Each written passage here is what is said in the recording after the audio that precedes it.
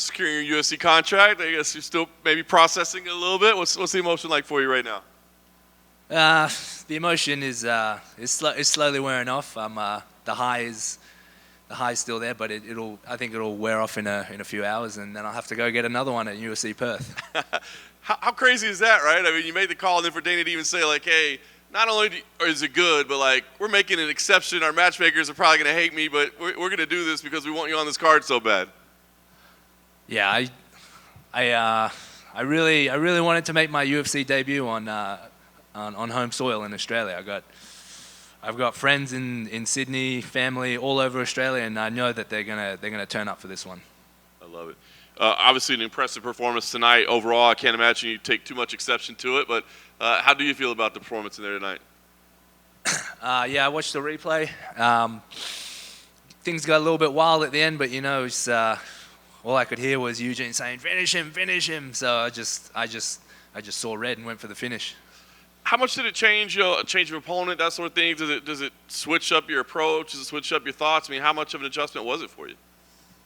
It was a little bit of an adjustment, like different builds, different styles as well. But I mean, I've been doing this. I've been training for 12, 13 years. Been doing jiu-jitsu a very long time, grappling a very long time, and if it's a style change, it doesn't really matter because I feel like I can hang anywhere.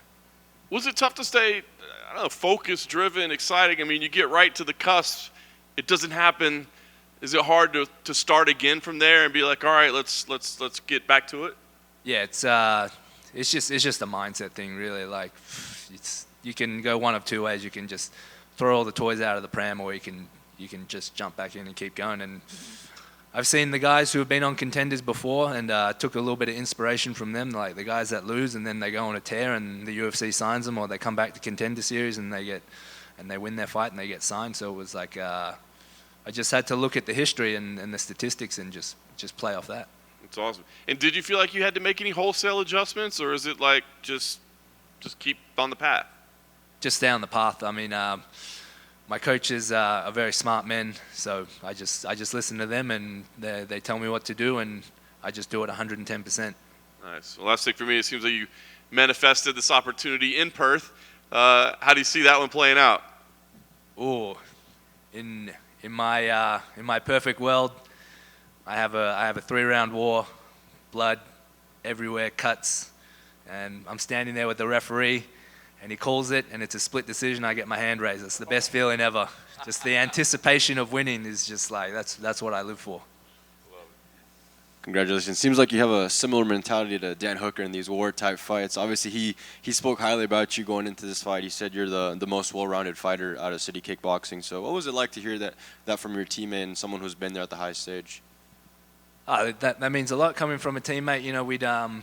We spend a lot of time on the mats together, not just me and Dan, but like all the other boys who are in the UFC and all the boys who are coming up who are going to be in the UFC. And we don't exactly, we don't pat each other on the back every day, and we don't give each other the best compliments. We call each other assholes and dicks and cunts and stuff, but that's about as far as a compliment goes in the gyms. But to hear it from him, it means a lot when someone says a compliment to you.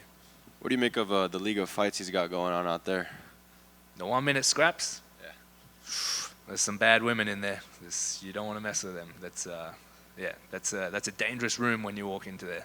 For sure. Obviously, last time we saw in Contender was against Torres Finney. He's obviously now in the UFC. So looking back at that, obviously you're now in the UFC. Is that one you'd like to get back in the future?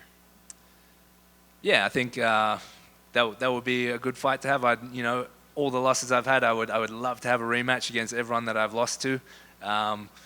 Unfortunately, it's I can only call for certain fights, and then it's up to the matchmakers. But Torres did actually send me a message earlier this morning wishing me good luck. He's a top dude, and I appreciate him sending well wishes and wishing me all the best for the fight. Oh, that's dope to hear, man. Obviously, we've been seeing the talent explode out of the Australia-New Zealand region these past couple of years. So what about you is going to stand out amongst all these talented fighters that are coming out? Obviously, you just mentioned that warlike mentality. I know a lot of fans at home like that, but what else will stand out about you compared to these other fighters coming out of the region?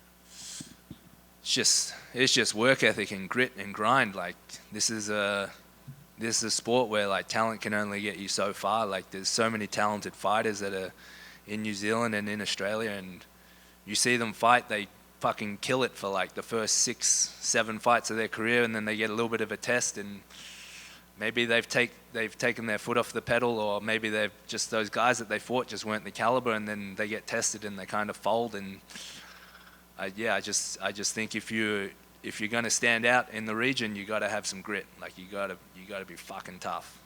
Congratulations. Thank you. Cam right here. So you talked about before how training pulled you away from a life of partying and drinking at 18 years old. When did things kind of switch in your mind and it was like, you know, maybe I can be a UFC fighter, maybe I can do this, you know? Yeah, when I was about, I think it was like 21 years old, I started training with a guy who was in the UFC, Richie Walsh, and his mate Brendan O'Reilly. They were on the Tough Smashers. It was Canada versus Australia. I think they were coached by Carl Noak. And I was going in and training with them in the gym. Like they weren't in my gym, but I was going over to their gym like 2 or 3 times a week and training with them. And you just hang around it more and more. And like a rising tide floats all boats. And I was just getting better and better. And they were taking me down all the time. And then eventually they stopped taking me down so much. I started hitting them a little bit more. They were hitting me a little bit less. And I go, fuck, maybe I can do this. And then they were saying stuff to me like, yeah, you should give it a shot. And I was like, fuck, why not? So this was only your second KO win since 2018. Did you want to use your striking more in this fight and kind of make a statement? Because your striking did look very clean tonight. Yeah, definitely wanted to use my striking a lot more. I did shoot that takedown, but that takedown didn't go the way I thought it was going to go. Like I thought it was going to end up in a completely different situation. But when you come on Contender Series, it was...